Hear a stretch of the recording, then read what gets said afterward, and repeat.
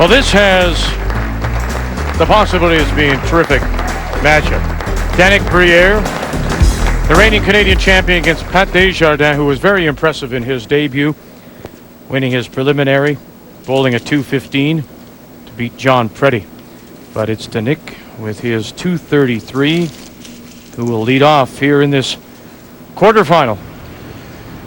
Interesting to watch Danyck. He will insert his fingers into a rosin bag.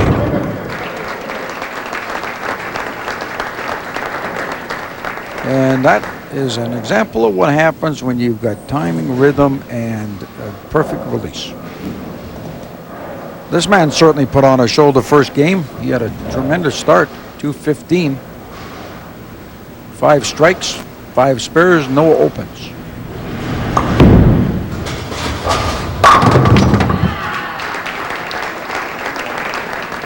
Nine pin, the last thing to go down.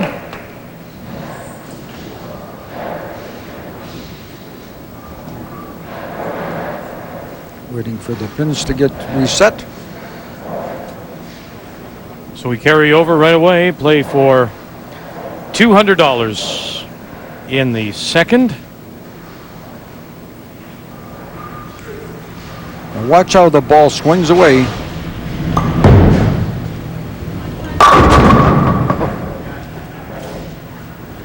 Ten pin hanging on the right hand side.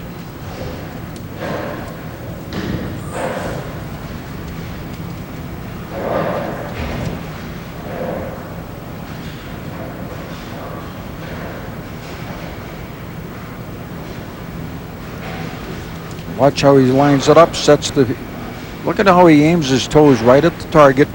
That gets your shoulder parallel with the line of where you're going. Look down to make sure. Picks up the spare. It leaves an opening for this man who likes to get the strikes.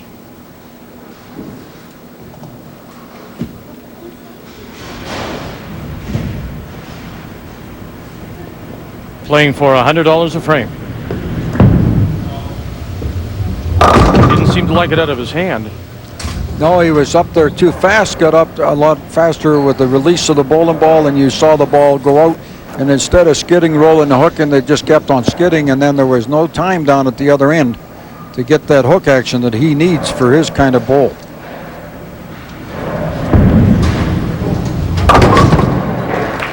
But he'll pick up the spare, and we have our second carryover.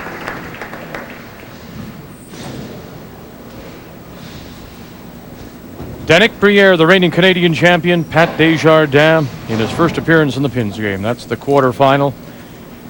One of them will advance as our fourth semifinalist, and we're carrying over the first 2 frames, playing for $100 a frame. And so this third is worth $300. Well, you heard him talking there. He was talking in French and English, and you got the message. Go down, get the strike. What a talented person this is. Watch the action, straight back, straight over top of his head. You can see on his fingers the rosin that he's got on the fingers. And as we've mentioned before, some people will use the inserts, and he uses the rosin bag. Watch this now as he goes through it over the top. It means that 3 frames and $300 will go to Danyck Briere. Well, this will be a trick shot. Like I said, you know, the people that bowl the bowling balls like this, they will pay a terrible price at times, but then they're just as apt to string out 4 or 5, and they pick up all the pins anyway. Watch this ball as he gets out there shooting for it. For a 9 open in the third and a 47 count.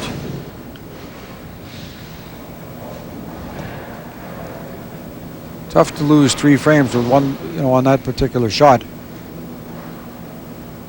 As a 15-pound ball, he averaged 215, has bowled 2389 to win Ontario, and an 807 triple will do it every time.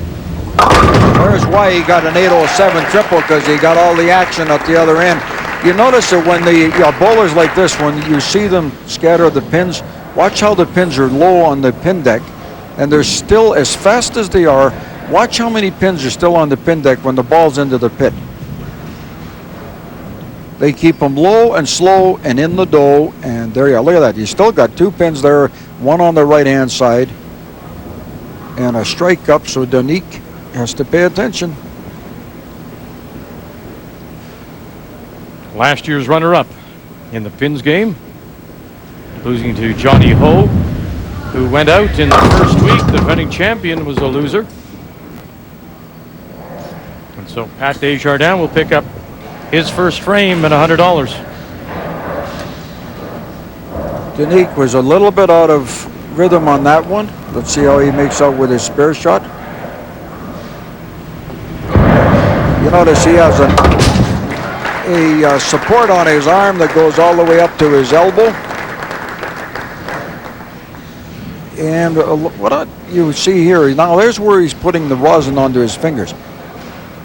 There's the support that he has, as against having it further down on the fingers where you get it right onto the end of your fingers and go into the bowling ball. He uses it to keep his tendons tight. Crossed over and didn't get away with it. He could be in trouble because he's all of a sudden playing the ball just a little bit and he's not too comfortable, and he knows this is a short game, and again splits starting to haunt him. Left the 310. Uh-oh, and he didn't like it. So an open for him. That's his first open. Pont-Marseille is where he competes. He won gold in Argentina for Team Canada. Every year since 1996 he's been on that team. And he is a pro shop operator, Polar Pro Shop. This man has a tremendous opportunity, and he has to go for the jugular, and that's exactly what he did. He got the strike up there the way he wanted it, and lots of action in here. Tremendous. Watch the ball all the way through. Tremendous knee bend. I mean, it's just destroying the pins at the other end. Pat Desjardins, who is the dispatch manager for Martin Cartage. He's on a double. He can gain a lot of points and get a tremendous lead. Oh, great tap. Great tap at the back on the 9. Let's and watch. that's 3 in a row. Sorry, Vic. Let's watch this from behind. Watch the pin in the pit. The pin in the pit actually hits the 9 pin. Watch this ball. The pin in the pit hits there. It's in the pit already. Do you know what? I think that was the 3 pin.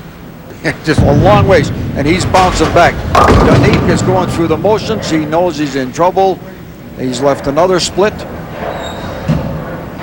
And so it's another $100, and just like that, we are all even. And more important for Pat Desjardins, he's got a turkey up there, and that, you know, well, he wasn't on anything, but that could have been a very important ball. He left pin count. And even if he strikes out 120, he can go 214 if he goes clean all the way through. But man, you don't want to leave pins like that in a game like this where it's critical. Trying to regroup now, Danyck Briere. That's the way to do it.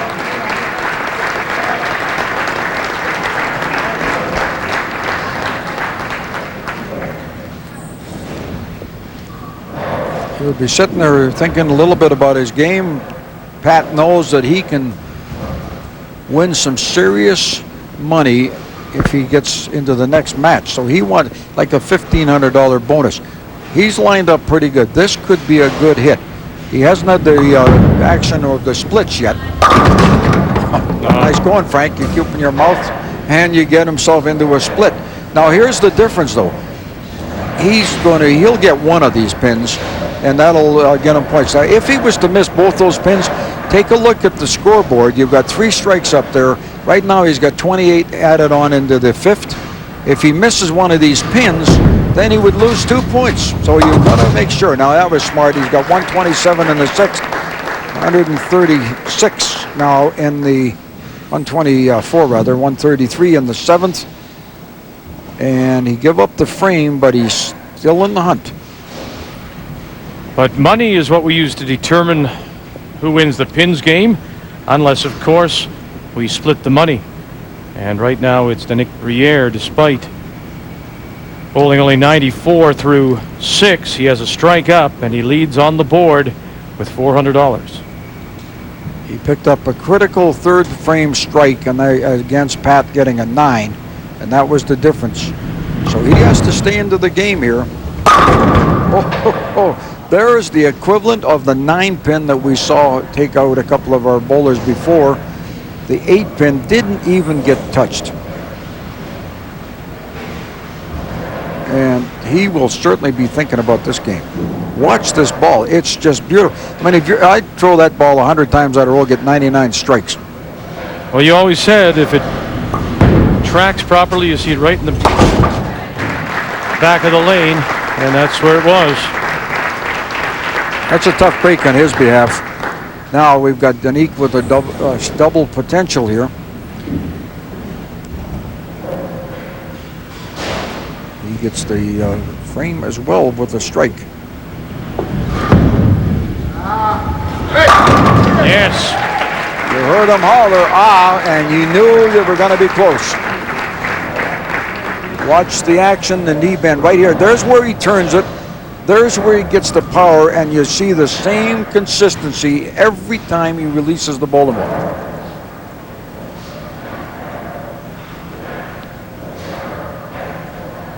.94 in the 6th. A double up on the 7th. This ball will just be scattering the pins all over the place.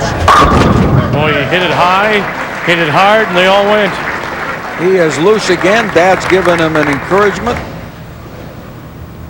That's a long ways for him to come to support his son. It's nice to see when the parents come out and support all the young bowlers. And here's a man that needs to get a strike. Sure does. The game's on the line here for Pat Desjardins. Needs to force the carryover. Another frame for Briere, and he'd be through. Force the carryover, and he does. There's his wife. She's a happy lady watching that ball, and rightfully so, because we have 153 in the 8th, the strike up. So the game's on the line now. Here in 10, we'll play for the final $200. Interesting enough, if he strikes out, that would put a different complexion on this game completely. 3, that would give him 213 maximum. He's going to be close.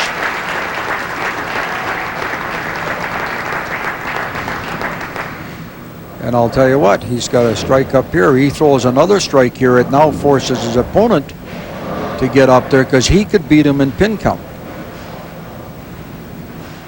214, potential to a 213.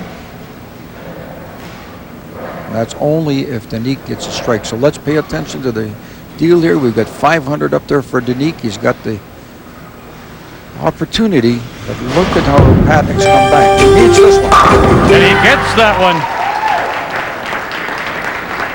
183, a maximum score of 213, and he has forced his opponent to match him.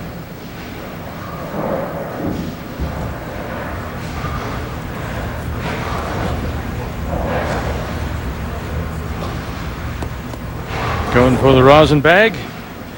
I'll tell you, he might run this ball out. Watch what happens here. He'll either bury this ball in here with a nice, and he's got a nice release. Nicely done. And it won't go. Now, here's an interesting scenario. He's got 212. This man with a double can get 200. If he struck out, he'd get 214. This is an interesting scenario because he needs to get the double. Needs 28 to split the frame. Splitting the frame would put him through. He needs the first hit. This is the ball of them all right here. Has he got it? He does not.